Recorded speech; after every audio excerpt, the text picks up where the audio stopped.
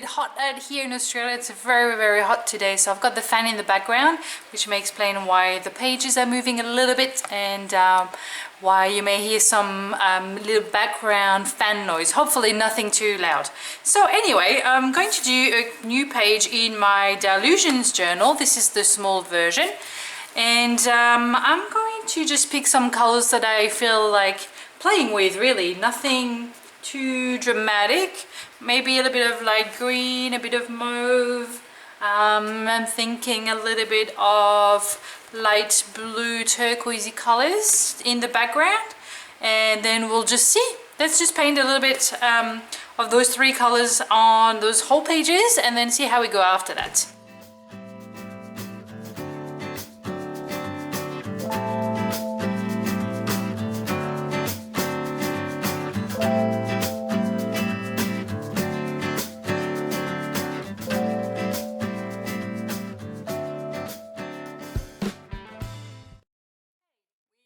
Some kind of a background.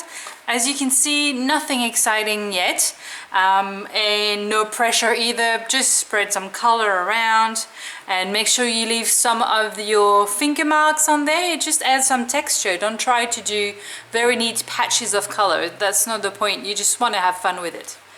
Alright, so that's our first layer. I'm going to dry this off and then think of what I can do next.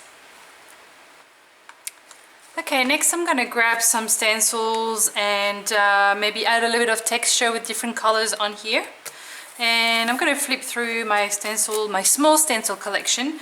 As you can see, I keep everything into a, what do you call it again? It's like a scrapbook album, I think. So it just has clear sleeves and everything's quite easy to see and flip through. And it's basically protects your stencils really well. So I've got a small one and a couple of large ones. This is the small one, and I'm going to grab something that's good for texture. So something like this, chicken wire would be great, or the larger one. Let's just grab the larger one.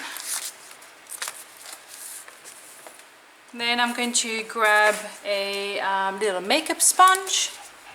And I'm going to add a bit of texture with more color.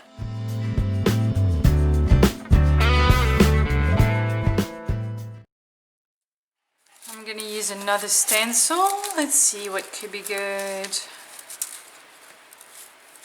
I really like this one with the squares. So I'm going to use some of that aqua green color.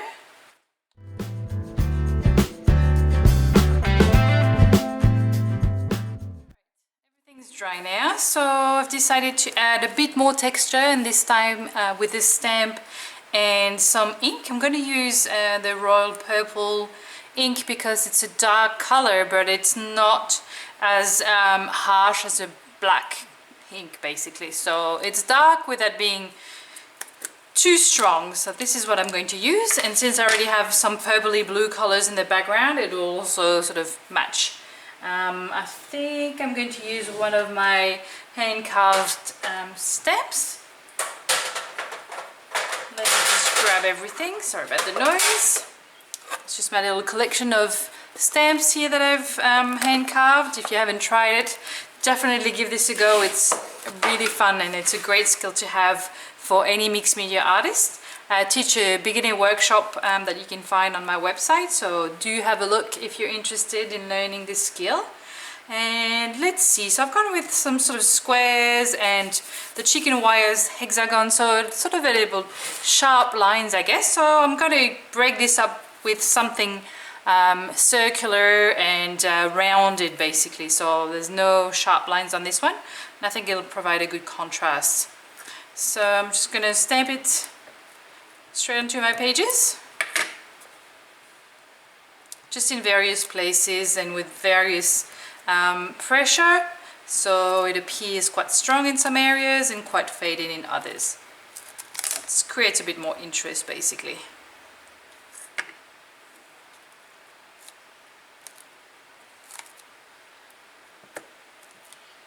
And I'm not trying to have the pattern look perfectly like on the design. I just want some sections and patches of the design showing up. So I'm quite happy just to have some marks basically. This just adds a little bit of texture that will blend into the background. Okay, I think that's enough. Might as well just keep going, get all the ink off my stamp. Just going to clean it up just by pressing it onto my next page here. Okay, nothing's coming off now, so I'll say that it's clean. Then I'm going to continue adding paint. I'm going to keep with those cool colors, and I'm going to use some yellow now. And just add a few more patches and also go over some of these stamped areas so they basically gradually blend into my background, or with the different layers I should say.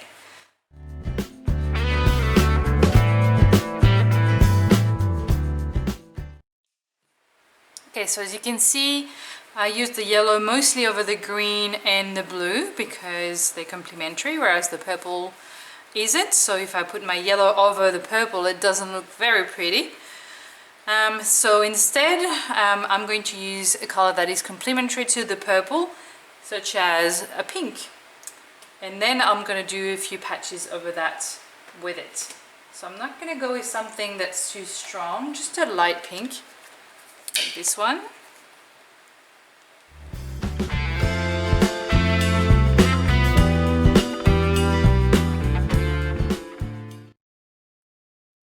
Everything's dry now, so I'm going to use another border stamp to create a border all around my pages, and I'm going to keep going with my dark purple ink here, just so everything is unified.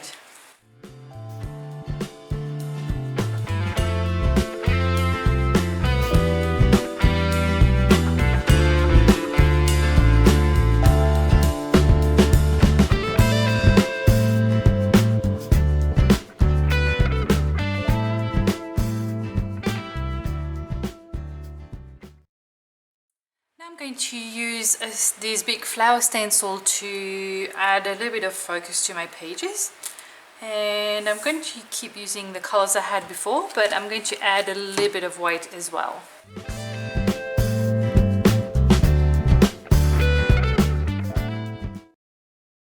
Don't you love when your battery dies halfway through filming a tutorial for lovely people out there? It happens sometimes, so I was forced to take a break because the battery died, but I'm back. And so this is what I was doing, basically trying to add a little of focus in the corner here and around here with those two flowers. They're not very obvious at the moment, but I didn't want them to stand out too much, even though I said it was going to be a focus. But what I'm going to do is add some gold. As you know me, you know I love my gold, but I'm going to create something subtle this time. So I'm going to use my iridescent gold, so that way I'll have a bit of a shine, but not too much. It'll be subtle basically. And I've got white paint everywhere. Dear, these artists are so messy, aren't they? I'm sure you understand how I feel. Now, okay, I keep going, adding some paint on my finger, and this paint is fairly, what can I say? It's not very liquid, so it's quite easy to spread, and I can apply it wherever I want, which is good. So I'm going to work mostly around the flowers here, and a little bit here and there, just so everything is connected together. So that will add a little bit of a shine, which is not going to be too obvious right now on camera, but I'll show you after. So I'm applying it a little bit messily again. So, you know, so it feels a little bit more organic basically. And a little bit more subtle here.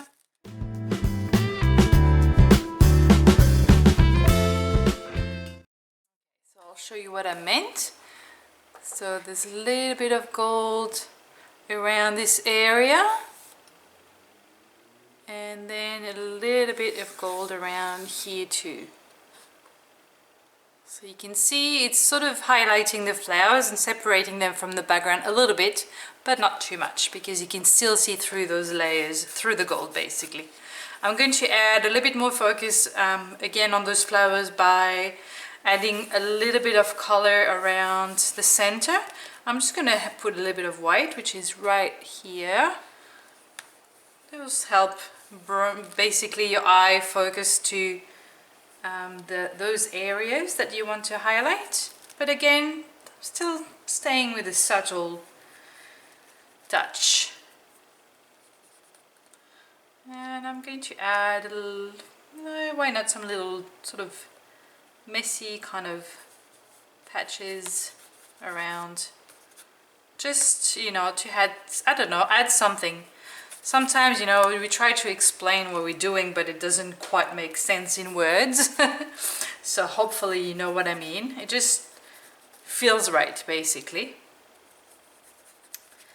So I'm adding those little bits of white here and there. I think it's just to tie them in with those two centers, and, you know, when you repeat something on your page, it just helps unifying all the elements together. That's a bit too strong here, actually.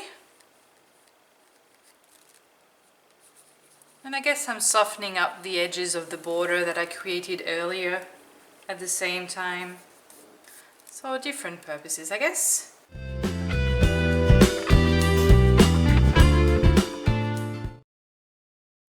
Okay, now I think I'm going to add one final touch, just using my white Sharpie.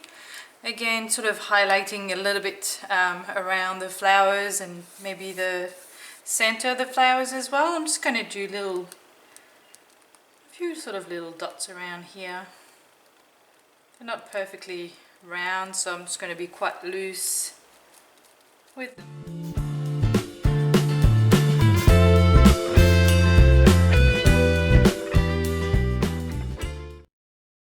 Okay, it wasn't very much, but I think that's enough. It feels just right to me. If you followed me along on this tutorial, you might want to add some words, a quote or something like that if you feel like it.